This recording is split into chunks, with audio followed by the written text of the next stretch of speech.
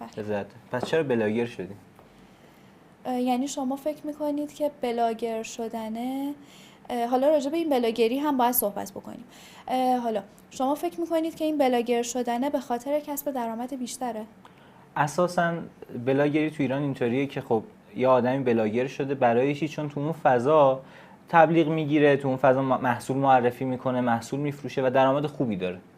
یعنی الان از هر کسی بپرسید چرا این بلاگر مثلا داره این کارو انجام میده، واقعا این پول داره پولشو میگیره، داره مثلا درآمد کسب میکنه از این طریق. و بلاگری یکی از شغلای پردرآمد تو ایران محسوب میشه. و خب از دور هر کی نگاه میکنه میگه اگر کسی داره میره سمت این مسئله، یا علاقه به این قضیه داره یا اون بیشتر اون بحث مالی رو دخیل میدونن.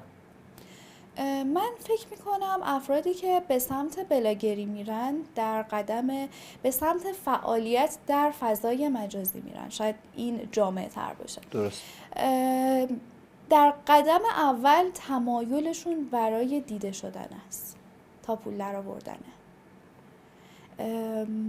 و زمانی که یک فرد بخواد به پول درآوردن توی اینستاگرام برسه، شاید 2-3 سال طول بکشه. ببینید، من خودم رو بلاگر نمیدونم. من خودم رو یه فردی میدونم که توی فضای مجازی دارم فعالیت میکنم و روی پرسونال برندینگ خودم دارم کار میکنم.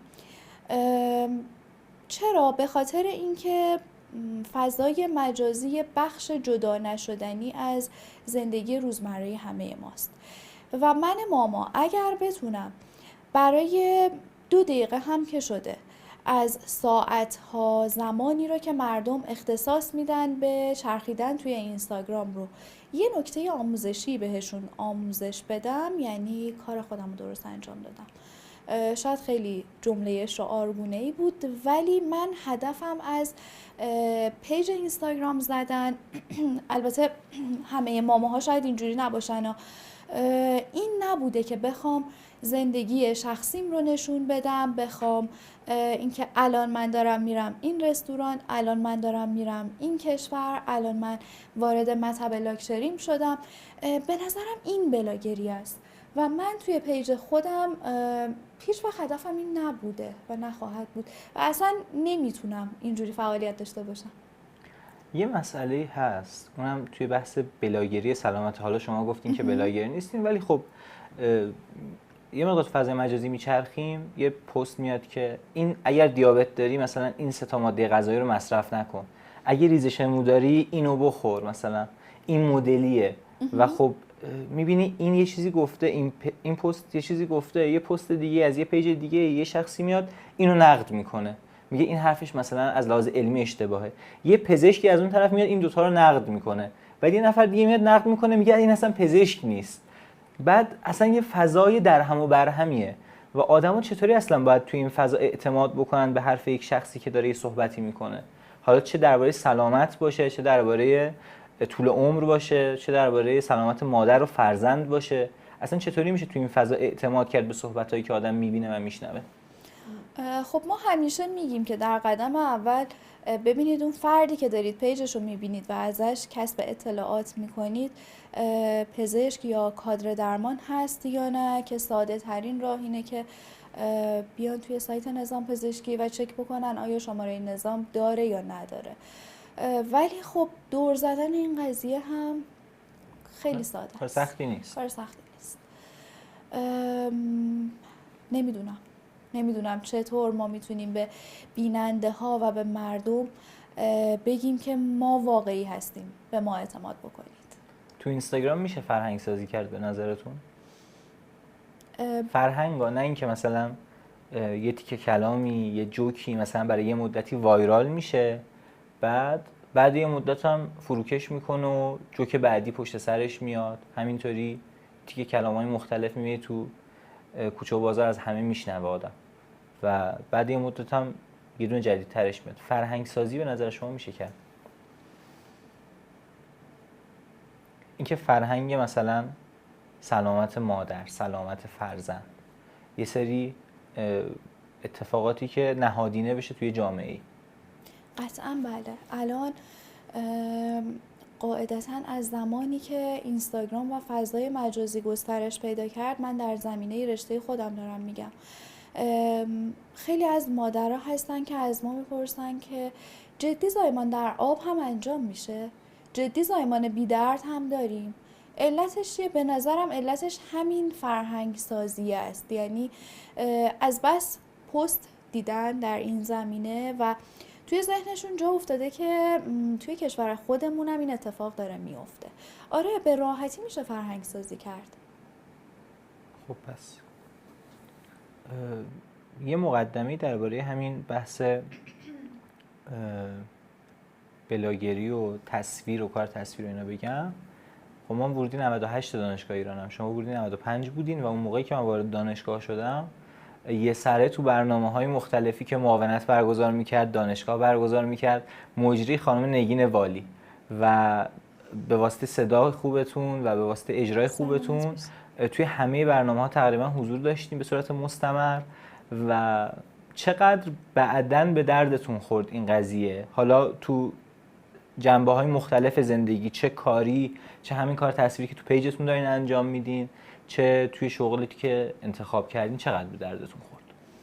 خیلی زیاد، خیلی زیاد به دردم خورد و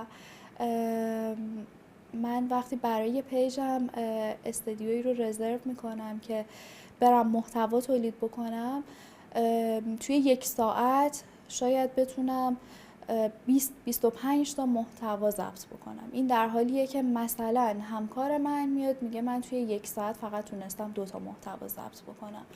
خب من فکر میکنم شاید این تسلط نتیجه‌ای باشه از اون اجراها. این یه مثالش میتونه باشه. و مورد بعدی این که من دوستای خیلی زیادی دارم. توی دوره دانشجویی به واسطه فعالیت زیادی که داشتم، البته این فعالیت زیاد من هم یه داستان غمگینی پشتش هست که اگر فرصت باشه میتونم تعریف بکنم. بله حتما. به واسطه این فعالیت زیاد من دوستای خیلی زیادی پیدا کردم و همیشه لینک بودن با افراد مختلف به آدم میتونه خیلی کمک بکنه توی زمینه‌های مختلف زندگی. درسته. 2 تا پادکست هم دارین، میخواین دربارشون توضیح بدین؟ از اونجایی که من همسرم برنامه ساز رادیو و تلویزیون هستن، خب خیلی در زمینه پرسونال برندینگ، فعالیت توی فضای مجازی، ساخت پادکست و تولید محتوای صوتی و تصویری منو تشویق کردن و از همین تریبون ازشون تشکر میکنم. یکی از ایده هایی که ایشون به من دادن این بود که خب همه ماماها الان دارن توی اینستاگرام فعالیت میکنن.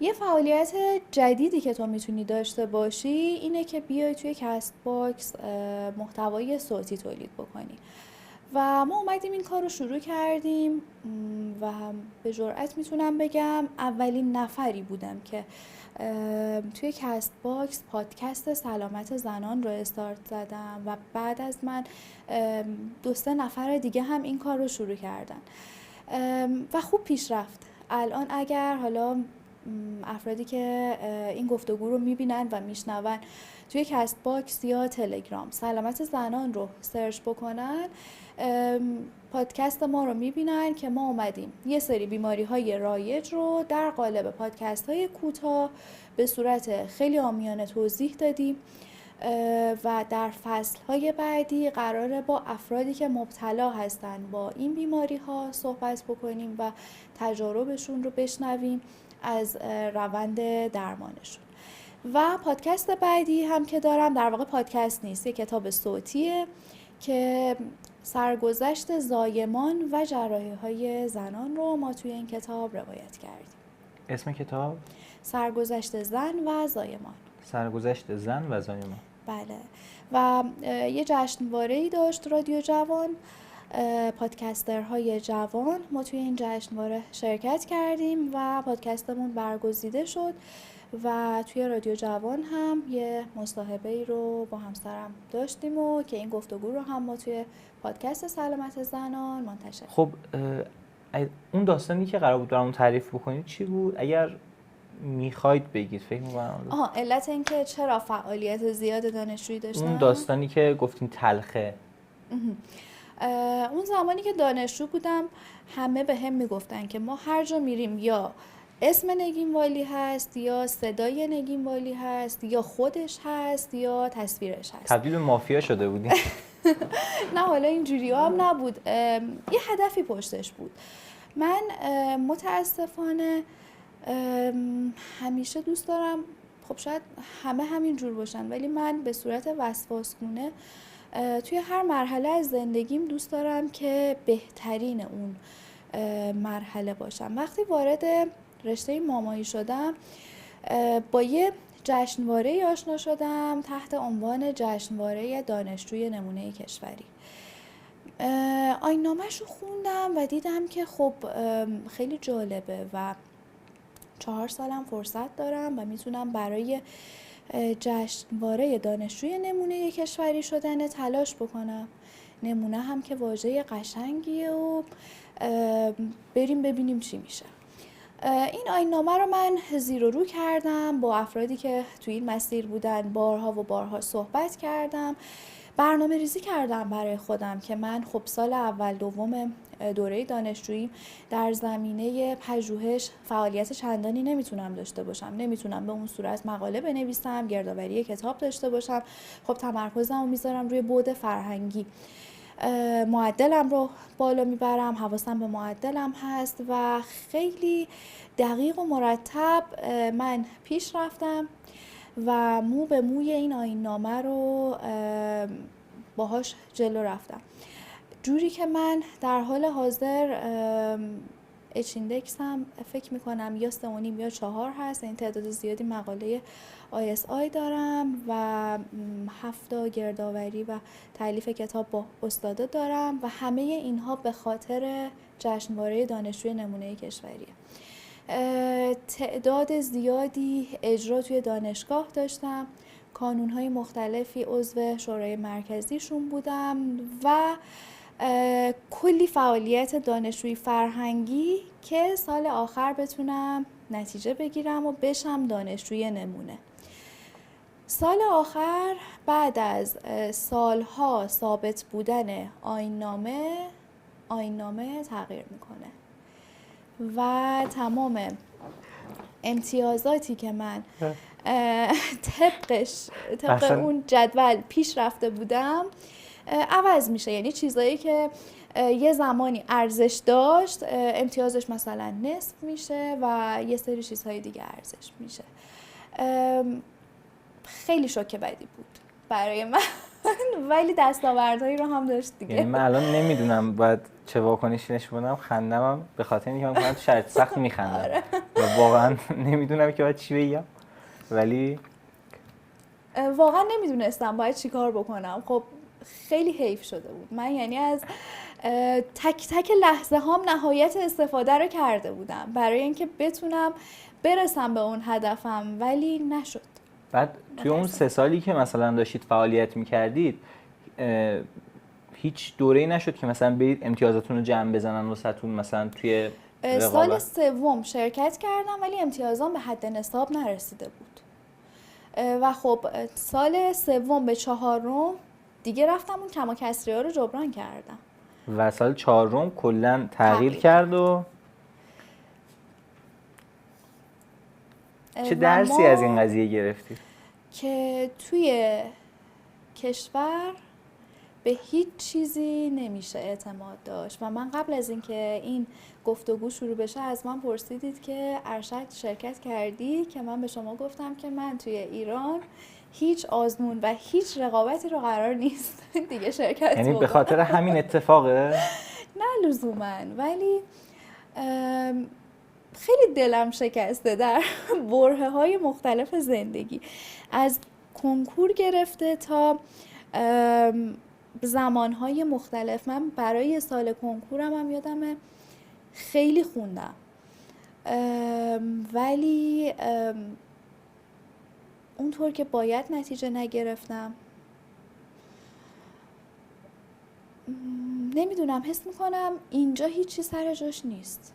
افراد بر اساس